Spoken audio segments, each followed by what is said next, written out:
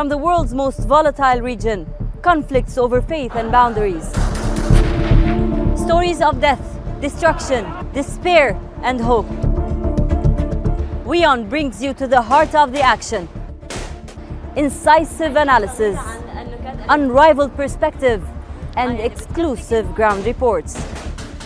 Watch West Asia Post every Friday, 8:30 p.m. IST with me, Radi Francis. Only on WION, World is One. Stay connected with the world through WION. Like the page on Facebook. Follow us on Twitter for new alerts. Instagram for videos and images. And the website for the latest news, views, and analysis. WIOnews.com. World is One.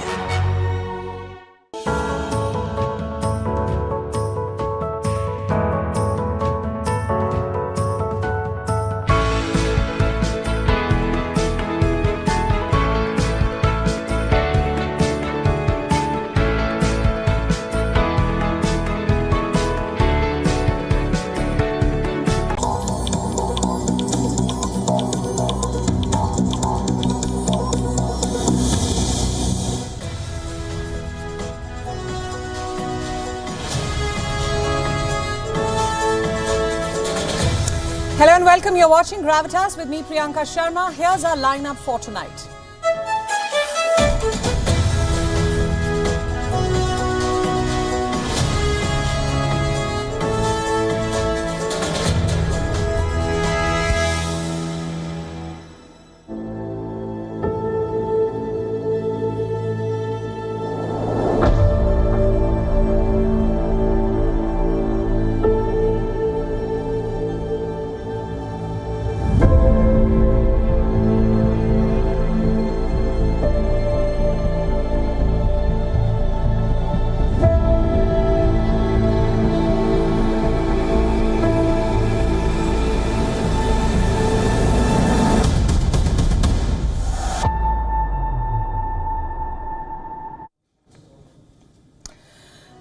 The dreaded Wuhan virus is back.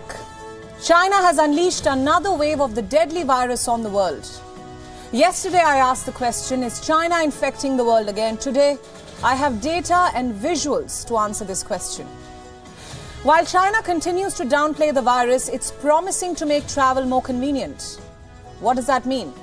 It means China is allowing the deadly virus to escape its borders and reach other countries, be it the UK, the US, Japan, Brazil. They're all reporting a surge. There's more. The WHO chief says he is very concerned about the COVID situation in China. In India, we have reason to be on alert. 3 cases of the COVID variant driving the surge in China have now been found in India. So what should India do to curb the Wuhan virus? We'll focus on that too. 3 years since China infected the world, we're all back where we started. The same scenes are being witnessed, but guess what? What's changed is that we know better. We have vaccines, research, new policies, and of course, masks. On Gravitas tonight, I'll tell you what you need to do to protect yourself and your family from the Wuhan virus. Also on the show, the US federal drug agents have made a shocking claim. They say they have seized enough fentanyl to kill every American. On the show, we'll tell you all about this silent epidemic ripping through America. The dreaded Taliban is back to its oppressive ways. It has banned university education for all Afghan girls. Are you surprised? Where is the global outrage? We'll discuss. What happens when child's play turns fatal? Are all toys safe for kids? A 4-year-old nearly died after swallowing 52 magnets from a toy. As you get ready to put those toys under that Christmas tree, tonight I'm going to tell you a chilling story, all coming up on the show.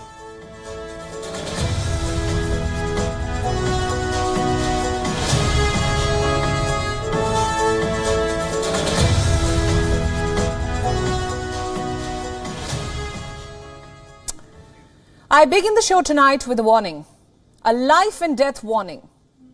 At a time when the dread of a pandemic seems to have been replaced by a general complacency, it could have dreadful consequences for all of us.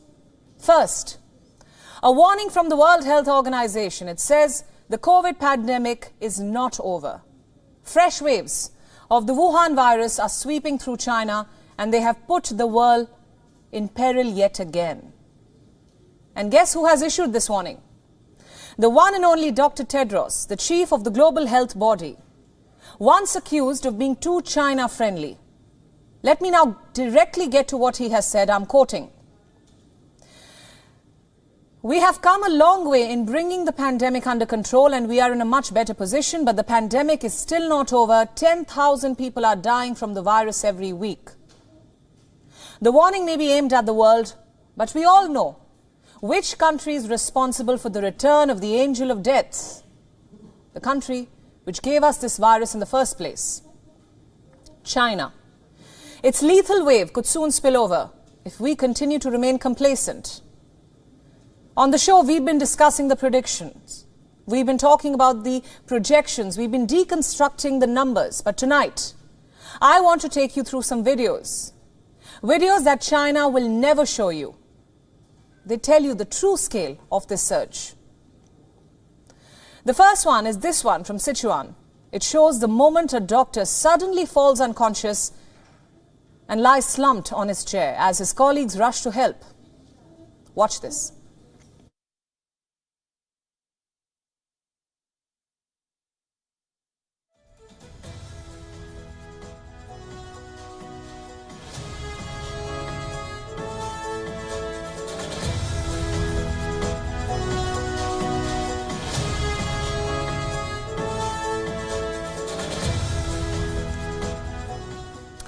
You saw that. This only tells you the kind of strain that China's healthcare system is working under currently, where doctors are unable to bear the workload. And if you think that's bad, then watch this now. It's from an ICU in Chongqing, where patients are lying on the floor, receiving CPR from automated machines with a group of doctors huddled nearby.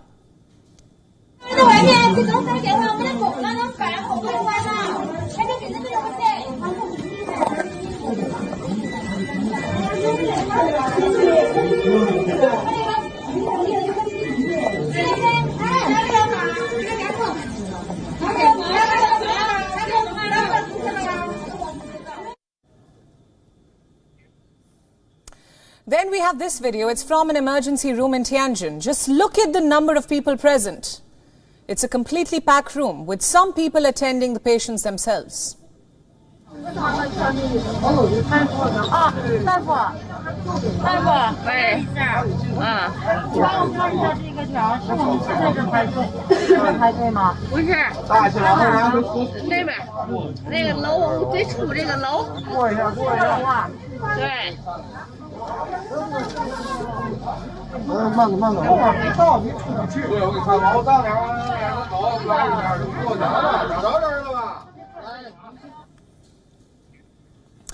China is absolutely mum about these images. It has neither refuted them nor confirmed their veracity. Why would it? It's been more than 3 years, multiple waves of this virus, and not once has the Chinese government admitted the truth. The kind of hardships that people have gone through. In fact, on the contrary, it has covered up the pain and havoc with propaganda. And that's exactly what it's doing now, 3 years later. Look at this headline. On December 20th, that was Tuesday. China says not a single person died. Ironically, it said this right after changing the criteria for COVID deaths. We told you about this yesterday. China is only recording deaths due to respiratory failures now, not due to any other causes. Of course, this will take the tally down. But China is going a step further. It says there's no death tally for Tuesday. From zero COVID, it seems to have gone to zero deaths. What's worse, China's foreign ministry has hinted at enhancing cross-border travel. It says it will provide more convenience for cross-border people movement. In response to the times and the situation, listen to this. Over the past 3 years since the outbreak of the COVID-19 pandemic, we have adhered to a balanced approach and win-win cooperation, taking the lead in resuming work and production worldwide. actively promoting a high level of openness, facilitating the movement of people through arrangements such as optimizing visa policies through fast-track channels. We will provide more convenience for cross-border people movement in response to the times and current situation. What does this mean? On one hand, China has stopped reporting deaths. On the other hand, it's talking about making travel convenient. Now, I don't want to sound like a conspiracy theorist, but does China deliberately plan to infect the world again? I know it sounds politically incorrect, but Beijing's track record always raises doubts. Thankfully, the world is now able to see through Chinese propaganda. Let me show you a statement from the US State Department.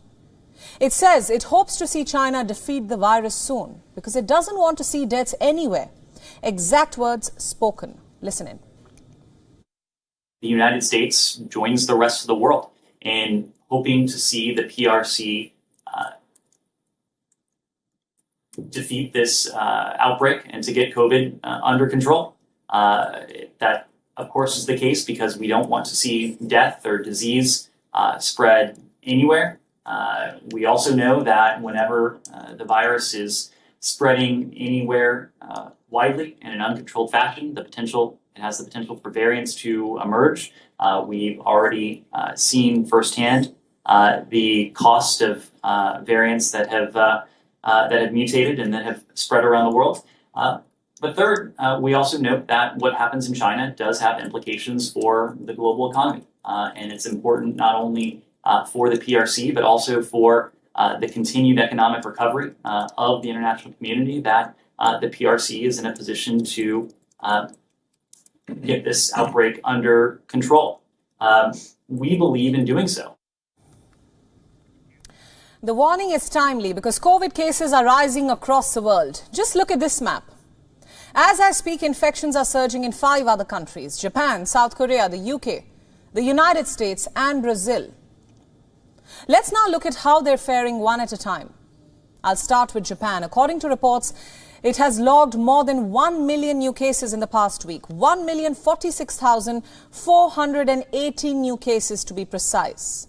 And by prefecture, Tokyo is the worst hit. It has logged the largest weekly number of cases. Next up, we have South Korea. As of Monday midnight, the country reported more than 87,000 new cases. This was the highest daily tally in 97 days. Health officials are predicting a resurgence in the days ahead. A report in the Korea Times says that medical experts have asked the government to prepare for new COVID variants from China. They further added that if a new variant emerges, Korea will be one of the first countries to be affected. This is mostly because of the country's proximity to China. In Brazil, the situation is no better. Reports say the country is facing its 5th wave and the 3rd wave this year alone. Last Saturday, there was a 302% increase in infections from 2 weeks ago. In the United Kingdom, there has been a 27% spike in hospitalizations in a week. The government has identified more than 20 new hotspots. Experts say the country is definitely in the grip of a new wave. In the US, the states of California, Texas and Florida are reporting new cases, and reports say that the Omicron subvariant BQ1 is behind this spike. It gets worse. Besides a spike in COVID-19, health officials are warning about a tridemic. They say it could engulf most of Europe this winter. But what exactly is a tridemic?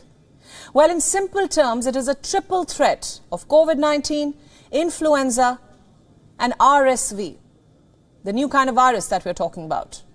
2 weeks back, there were reports of a tridemic overwhelming the Canadian health system too, with hospitals recording an unprecedented surge in the number of patients. The horror doesn't end there. In the UK, another virus is going viral. They're calling it the scarlet fever. It has infected more than 30,000 Britons. The virus is mainly caused due to a bacteria, and it triggers flu-like symptoms like high temperature and a sore throat, very similar to COVID. It gets worse. There's also a bird flu outbreak in Europe. Farms in more than 37 European countries are in its grip. Millions of birds are expected to be slaughtered in the days ahead. Why does all this matter? What will you call this current situation? What exactly are we in the grip of? A pandemic, a tridemic, or a septidemic? My point is simple. Besides the Wuhan virus, there are so many other viruses going around currently that it's hard for one to wrap their head around them and understand what on earth is going on. That said, the priority right now should be the Wuhan virus. It's back, it's spreading, and it may just be mutating. Plus, the surge in cases of other diseases would make combating the Wuhan virus tougher. So how should one navigate such challenges? What should you do? What kind of precautions should we all be taking? What kind of protocols should governments be implementing? To understand all this, I earlier spoke to Dr. Isaac Bogosh. He happens to be an infectious diseases physician and scientist, a public health and global health expert. I asked him, how does he perceive the situation in China? How should one navigate these challenges? What should be our protocol? How should we proceed as we head into 2023? Listen to his advice. We see images out of China and some reports out of China demonstrating more widespread transmission of COVID-19. We've seen some images and reports of hospitals and healthcare systems already starting to feel the pressure of patients presenting with COVID-19 symptoms. And we know what COVID-19 can do to healthcare systems. We've seen this play out time and time again throughout the pandemic. I think one of the concerns is, are there more opportunities now for variants of concern to emerge and spread? And the answer is yes, there certainly are. We know that nothing happens in a vacuum. We're all intimately connected to one another on this planet. And of course, what happens in one part of the world can affect the other part of the world in a matter of a day or a couple of days. On the other hand, I mean, I think it's fair to say that we're still in the Omicron era. Many places have access to vaccines. And while the vaccines may not do as much as they once did in terms of protecting against infection and onward transmission, the vaccines still do a remarkable job in terms of protecting people against more severe manifestations of the virus, such as hospitalizations and death. We know that putting on a mask, especially in an indoor environment where people congregate in sort of closed or enclosed, crowded, confined settings, can reduce the risk of transmission and infection. Of course, it's not perfect, but it still helps a bit. We know that boosting hospital capacity and healthcare resources is extremely helpful as well.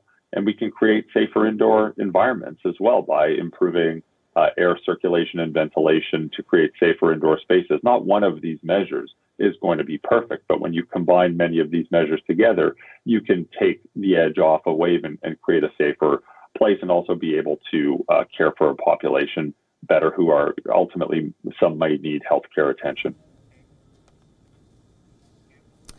I'm afraid I have more bad news for all of you. The Chinese subvariant has also reached India. Yes, the Omicron subvariant driving China's surge has crossed Chinese borders and now entered India. We got the news a short while back, just 2 hours before we started the show. It said that 3 cases of the new subvariant have now been detected in India. Where exactly? Reports say 2 cases have been reported in Gujarat and 1 case has been reported in Odisha. The development is alarming, because this new subvariant is deadly. Experts say the BF7 is highly transmissible and has the strongest infection ability. I don't even need to elaborate on this. Images from China that we just showed you are proof enough. So what is India's plan? How is it going to deal with this? What kind of steps is it going to take? In the next few minutes, we shall discuss. Step number 1. Genome sequencing. The Health Ministry in India has written to all states to increase genome sequencing of all positive cases going forward. This will help the country track this new variant and other new variants that could likely emerge. But what exactly is this genome sequencing? In a nutshell, it's a technique used to identify and understand the characteristics of new virus strains. It determines the entire genetic makeup of a specific organism or a cell type.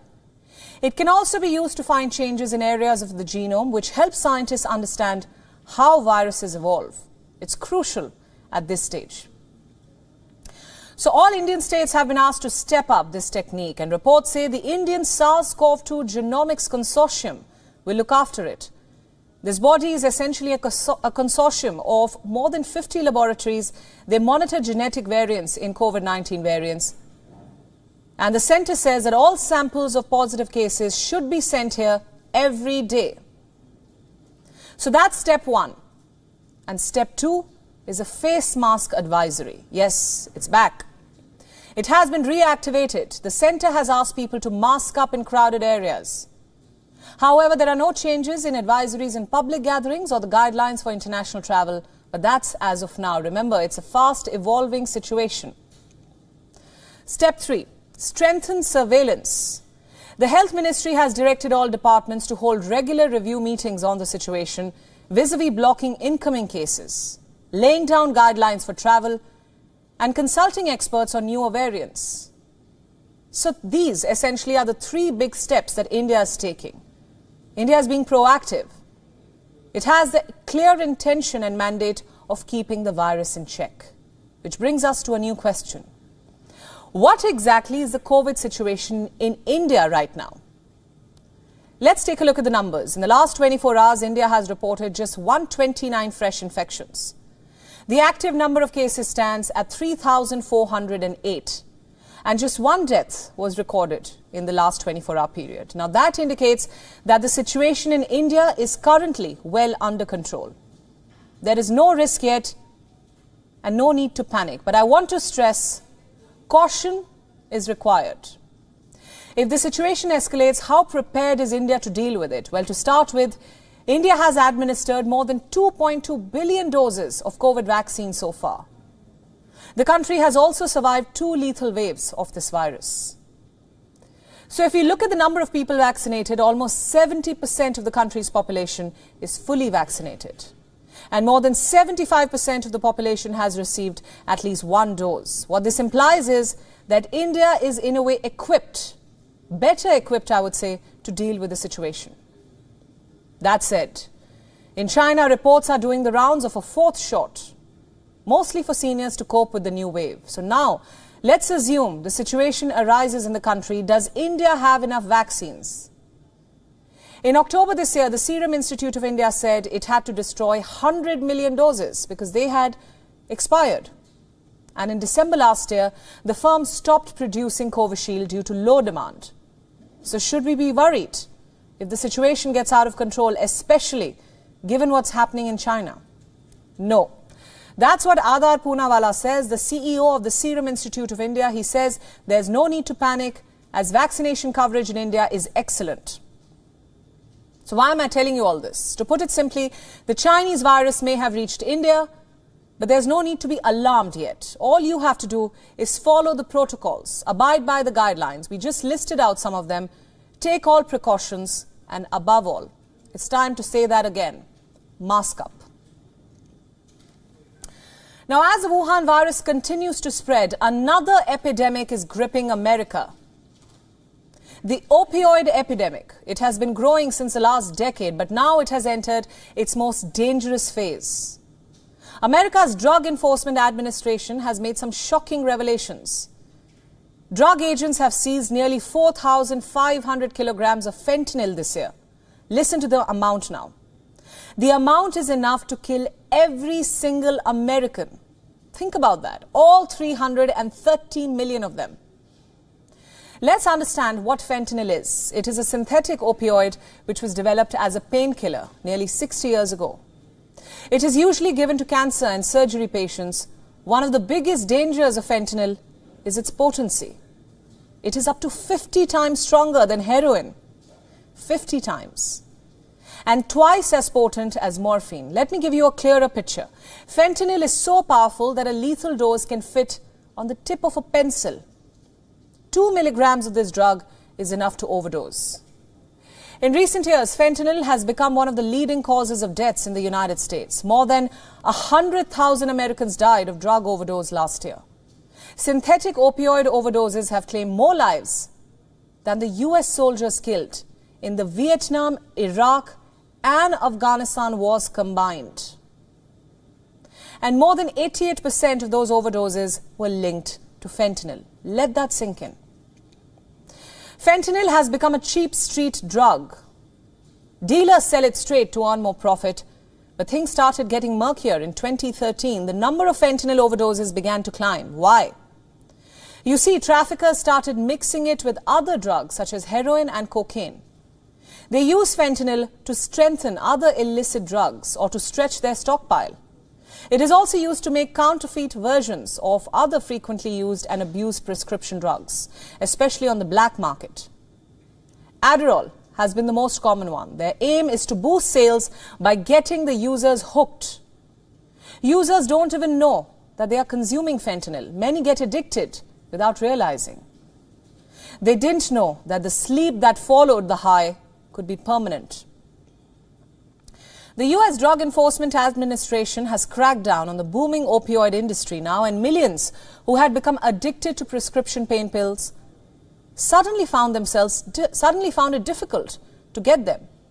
But Mexican cartels soon filled the vacuum, and fentanyl was pipelined from the Mexican back alleys of Tijuana to Washington.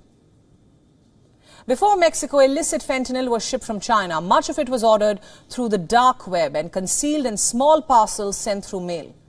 It took months and acres of land to grow and process poppy into opioids. But fentanyl can be manufactured in small labs using fairly accessible chemicals. The entire process takes just a few days, and that's where Mexico beat China. Its cartel chemists learned to make fentanyl themselves and quickly replaced China as the main source of the drug. US border authorities are now overwhelmed. They say it is nearly impossible to stop fentanyl trafficking across the Mexican border. America's argument is close to 220,000 vehicles cross the border each day, and authorities can screen only a small fraction. Former President Donald Trump had preached that a wall along the border would stop the torrent of drugs, but nearly all the fentanyl entering the US passes through official border crossings and not through the deserts and the mountains. Since July, the amount of fentanyl seized at the Mexican border has doubled. This is each month. The DEA is now taking a direct aim at the cartels, but federal agents estimate that they are catching only 5 to 10% of the drugs coming in from Mexico. What about the rest of it? Deaths due to fentanyl overdose have been skyrocketing in America. The opioid epidemic has hit the young with an alarming speed. But despite these record deaths, the US federal officials have been slow to act or react. What are they waiting for more people, especially teenagers, to get killed? If anything, they have made opioids like marijuana more accessible. 4,500 kilograms of fentanyl has been seized, and this is just what we know as of now. Border authorities say that the seized drug is only a fraction of what is actually being circulated. What about the black market? There could be more than what's meeting the eye. America better wake up and remove this lethal drug from its streets. Let's talk about what's happening in Afghanistan. We've said this before, we'll say it again. The dreaded Taliban is back to its oppressive ways. There has been another outrageous diktat by the Taliban 2.0. Now they have barred women from higher education, yet another assault on women's rights and freedom. Our next report tells you more. The whole world is moving into a new year, ready to enter 2023. But not Afghan women. For them, the clock is turning back to the 1990s. Their worst dreams are all coming true, one after the other. On December 20th, this group of women walked to their university in Kabul for an exam. By evening, they were all expelled. Why? Because of their gender. In the latest diktat, Taliban has barred all women from attending university. The highest level of education which Afghan girls will now be able to attain is grade 6. Just imagine that. When the Taliban took over Afghanistan on August 15th, 2021, in just 2 days, they started making tall promises. Opportunities for women, amnesty for government officials, safety of minorities. They said it was a new and improved Taliban. We'd warned you then about how it was all one big fat lie. Now it's playing out for the world to see.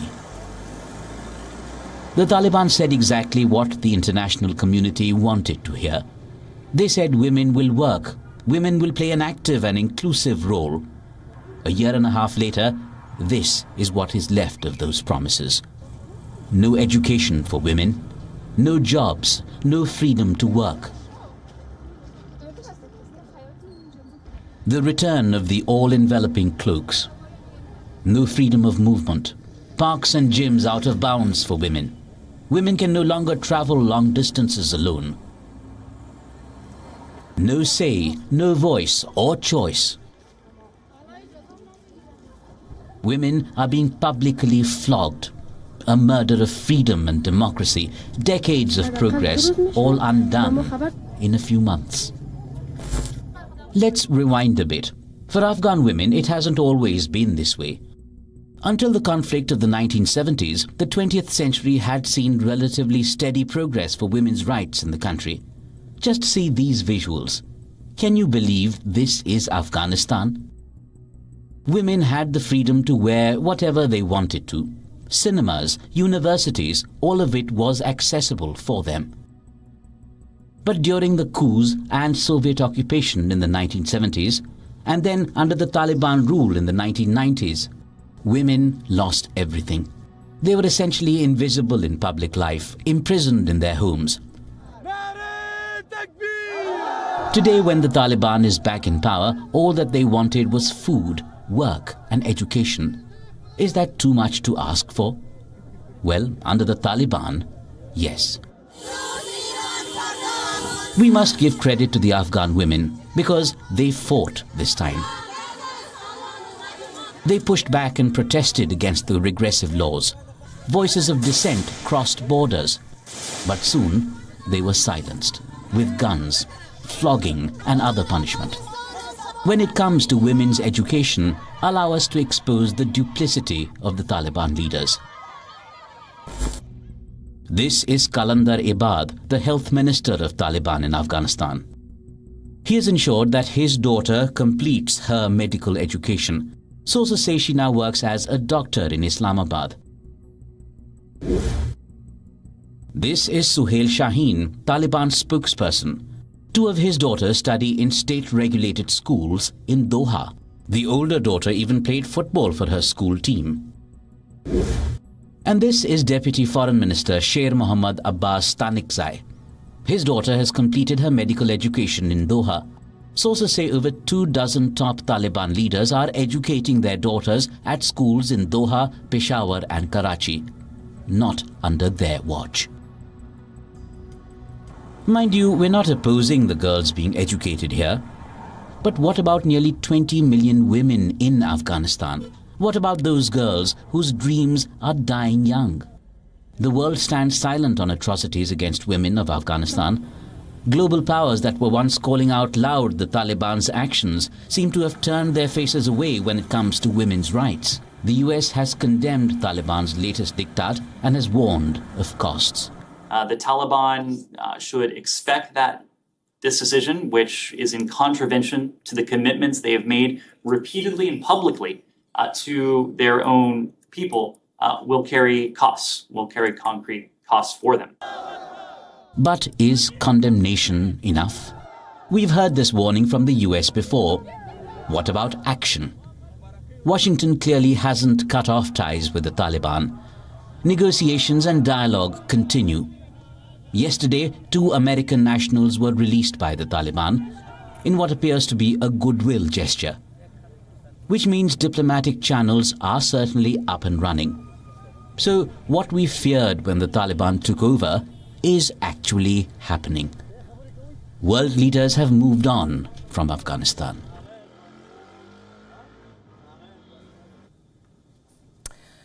It's been exactly 300 days, 9 months and 27 days since Russia invaded Ukraine. The war has thrown the world into chaos and uncertainty. Where is the Ukrainian president? Is he giving his usual speeches, addressing global conferences, perhaps posing for more fashion magazines? Well, he's currently in the United States. Zelensky has been pleading for global aid. There's not a single world platform he hasn't addressed. He has sought assistance and called out Russia for its invasion. So much so that he's also waged a public relations war against Russia's Putin. The optics of the former actor, comedian and now war-embattled president have certainly been hard to compete with. So tonight, Zelensky is in the United States. This is his first trip outside his country since the war began. Zelensky's visit draws echoes of British Prime Minister Winston Churchill, his arrival in Washington 81 years ago. Days after the Japanese attack on Pearl Harbor, Churchill made the visit on December 22nd back in 1941. And Zelensky's is on December 21st. Churchill's visit cemented the alliance that won World War II and built the post-war democratic world. Earlier, Zelensky even compared Ukraine's fight against Russia to Britain's lone defiance of the Nazis before US entered the war. Tonight, he's meeting the US President Joe Biden and is addressing a joint session of the Congress. So what exactly is the purpose of Zelensky's visit to the US now? You see, US lawmakers are due to vote on a year-end spending package. It includes about $45 billion in emergency assistance to Ukraine and NATO allies. This latest tranche of funding would be the biggest US aid to Ukraine yet, even above Joe Biden's $37 billion emergency aid request.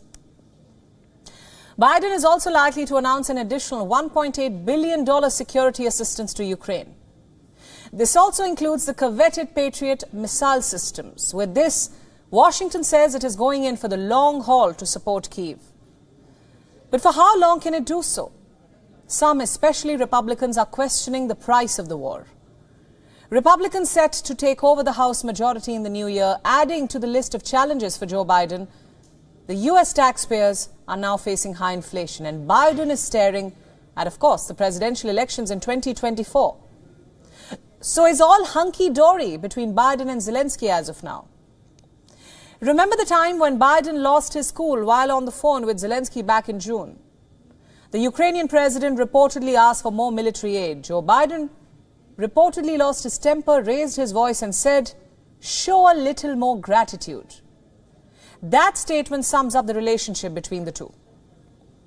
The US has been the largest donor of military aid to Ukraine. It has provided arms and equipment worth some $18.51 billion. That is at least 9 times more than the second highest donor, Germany. Experts say increasing US aid will bolster Washington's role as the arsenal of democracy in the war. I ask again, for how long can this continue? The West is struggling to supply weapons to Ukraine. Kyiv's appetite for weapons has severely strained Western stockpiles, which in turn has put the West in a dilemma. Whether to supply Ukraine with the weapons it demands or to replenish the US and NATO's emptied stockpiles. NATO officials say the amount of artillery being used is staggering. Let me draw a comparison to explain this better. In Afghanistan, NATO forces fired around 300 artillery rounds a day. Along with air defense, in Ukraine, thousands of rounds are fired daily, and it remains desperate for air defense against Russian missiles. And now, even Iranian-made drones. By comparison, the US produces only 15,000 rounds each month. Russia, on the other hand, has been able to produce a large number of missiles by mobilizing defense companies. It has also been acquiring missiles and drones from Iran. Some experts say Russia's ability of sustaining the war seems greater than the West's ability to continue to support Ukraine. Now coming back to Zelensky's Washington visit, the visit certainly risks further provoking Vladimir Putin. It comes at a time when the Russian president has already signaled that he is in for the long haul. Betting the West's commitment will eventually fade. Will it? So what exactly is the West trying to do now? It wants to help Ukraine, but cannot afford to directly get involved in the war. Don't forget, Kyiv has applied for a NATO membership, but for the alliance members, it has become a topic they don't want to address or touch. Most of them have a memorized robotic response. They talk about the open door policy, but without any concrete response. In reality, NATO is fractured over how and when Ukraine should join, if at all. A NATO membership for Ukraine would also mean members being legally bound to come to Ukraine's aid in case of an attack. And that's a prospect many still cannot afford. So are the United States and its allies trying to give Ukraine NATO-level protection to Ukraine without the actual status? And is this something that Zelensky is ready to accept? We'll have to wait to find out.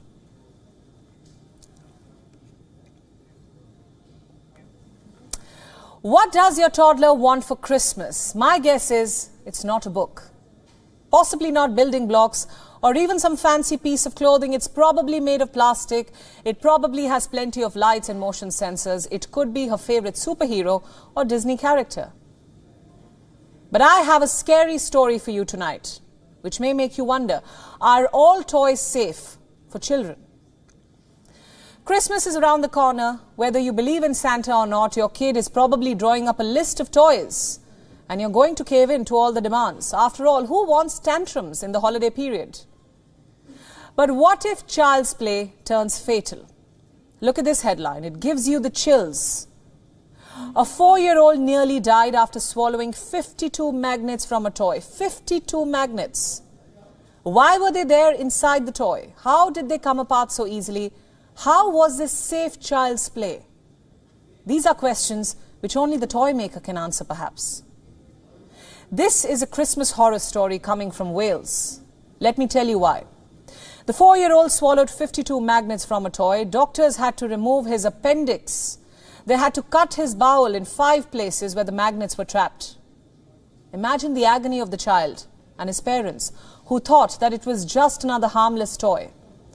In fact, the toy, like many others, is quite popular on YouTube. You could make different shapes and objects with tiny magnetic balls. No warning of the dangers ahead. The little boy swallowed the magnets, had recurring bouts of sickness over weeks. He was in severe pain and was admitted to the hospital. And of course, his X-ray shocked doctors. His parents are warning others about the dangers of small toys. They're warning against small beads. The mother says she still feels guilty about what could have happened. Public Health Wales has now issued a dire warning. It says people should think twice before buying products containing mini magnets and button batteries for children. This is not a first. Look at these headlines now. My toddler died after swallowing a button battery. Beware of lethal button batteries in toys. Battery lodged in baby's throat for 4 months. What's going on? When did child's play become so dangerous, so lethal? There are more such cases around the world. In India, back in 2020, an 18-month-old baby girl died after choking on a small toy found inside a branded snack. In the UK in 2021, one mom revealed that her son had stopped breathing after swallowing a toy pea. US data shows that around 200,000 people go to an emergency room each year, all because of toy-related injuries. Another study found that harmful chemicals are found in 25% of children's toys. The threat of unsafe toys has been doing the rounds for a while now. Back in 2021, an alarming trend put the UK's National Health Service, the NHS, on high alert. Tiny magnets were being used as fake tongue piercings. It's a recipe for danger. People ended up swallowing these magnets. The NHS had to issue an alert calling for small metal balls to be banned. These are rare earth magnets. They are super strong, but they are sold as toys, fake piercings, even decorative items. If you go to your nearby toy store, you'd be spoiled for choice. Children know what they want even before they reach the store. They are inspired by videos on social media, by what their friends have. Forget about a toy being age appropriate. No one really reads the safety manual. Be honest, do you? How many times have you given in to your child's tantrums with a new shiny toy without pausing for a moment to assess, is it actually safe for play? Let me say this, these are not case studies of bad parenting or negligence. This could happen to anyone. Doctors are sending out warnings. They say that handing a child a battery-operated toy or a battery alone is like giving them a loaded gun. There are enough horror stories of kids swallowing coin-sized button batteries. My advice, treat them like poison and keep them out of children's reach. Christmas is around the corner, you're hoping to spend time with family and put a smile on your child's face. The easiest way, perhaps, is to hand her a shiny new toy. Chances are they will be opened with great glee and joy on Christmas Day. Chances are also high that most toys, be it gaming headsets, fitness trackers, light-up yo-yos, festive lights, they'll all have button batteries inside. You've been warned.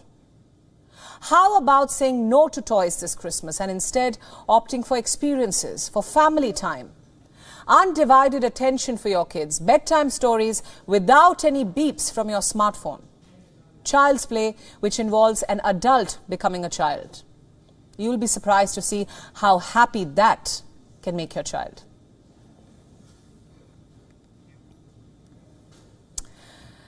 Now, speaking of Christmas, it's time for family. For lavish dinners, get-togethers, meeting distant relatives you haven't seen in ages. If you're watching me from America right now, I have a question for you. Do you dread going to family events? Are you afraid of your relatives' pointed questions, an aunt commenting on the weight you have gained, perhaps a cousin getting promoted or worse, getting engaged? These meetings might even be more stressful for you if you didn't make any big achievement before the holiday season. If you have felt this before, let me tell you, you're not alone. It is the holiday season.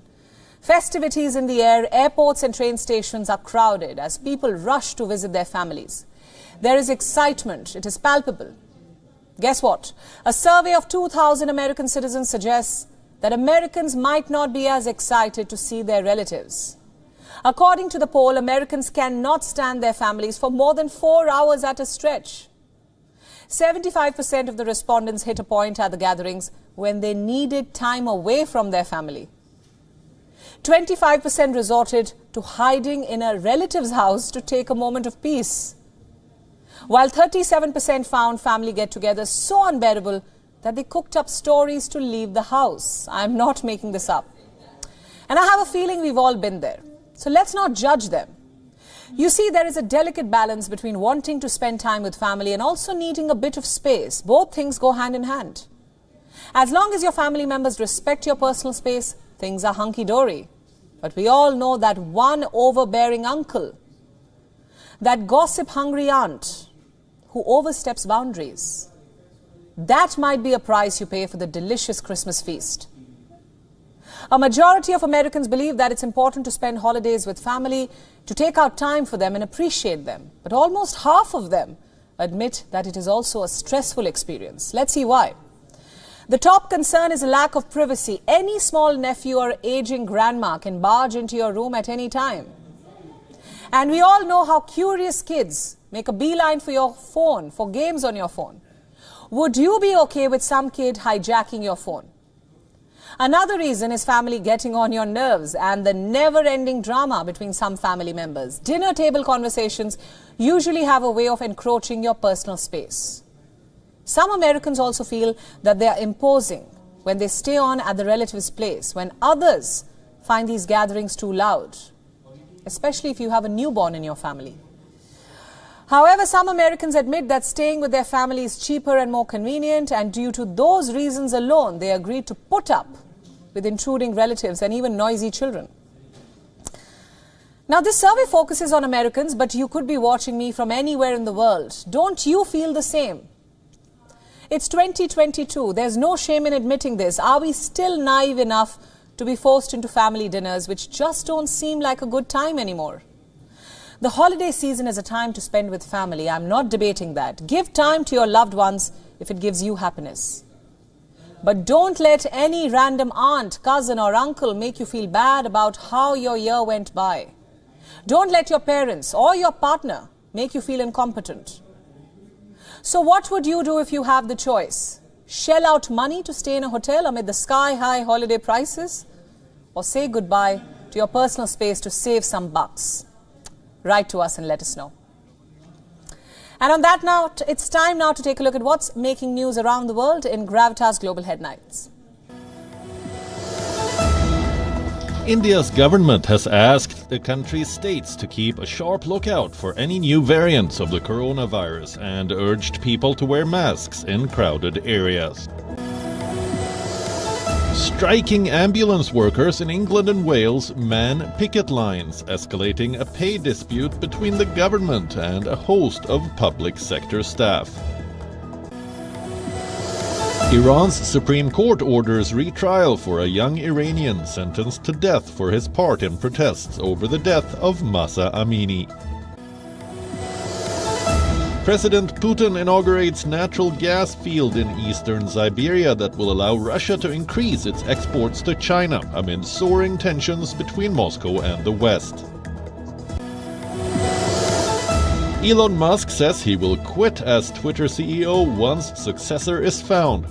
Responding to a poll that called for his ouster, Musk tweets, "I will resign as CEO as soon as I find someone foolish enough to take the job." Nepal's top court orders the release of Charles Sobrage, the French serial killer who was responsible for a string of murders across Asia in the 1970s. Sprawling bomb storm over the U.S. Midwest threatens triple whammy of heavy snow, strong winds, and plummeting temperatures. Winter weather alerts sounded. Tennis legend Boris Becker breaks his silence on release from a UK prison last week. The six-time Grand Slam winner says in jail you are a nobody and just a number. King Mohammed VI of Morocco led the celebrations as the Atlas Lions returned home following their historic campaign in Qatar. The players and coach Walid Regragui were conferred with the Order of the Throne decorations to mark their achievement of being the first African side to reach the World Cup semi-finals. The NBA Phoenix Suns franchise are set to be sold for $4 billion.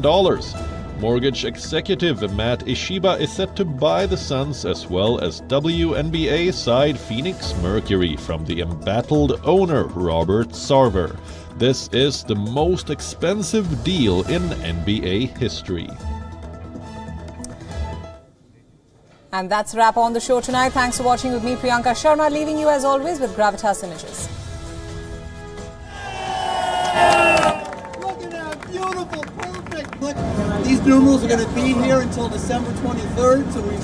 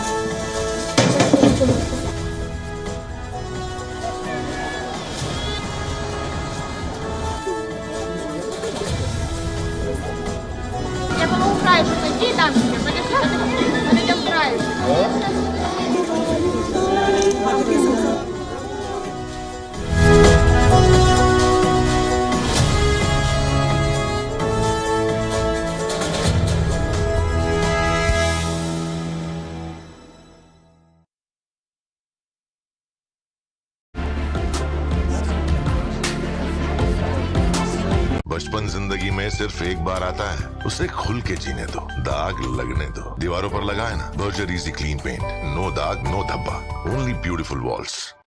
जो मैला ना हो रंगों में, वो क्या बचपन है। जो झूमे ना उमंगों में, वो क्या बचपन है। बचपन जिंदगी में सिर्फ एक बार आता है, उसे खुल के जीने दो, दाग लगने दो। दीवारों पर लगाए ना बर्जर इजी क्लीन पेंट, इसके क्रॉस लिंकिंग पॉलीमर से नो दाग नो धब्बा, only beautiful walls.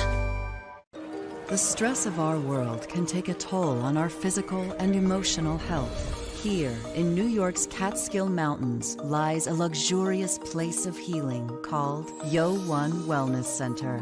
The WION Wellness Center provides 500,000 square feet of natural methods to manage diabetes, hypertension, chronic pain, obesity,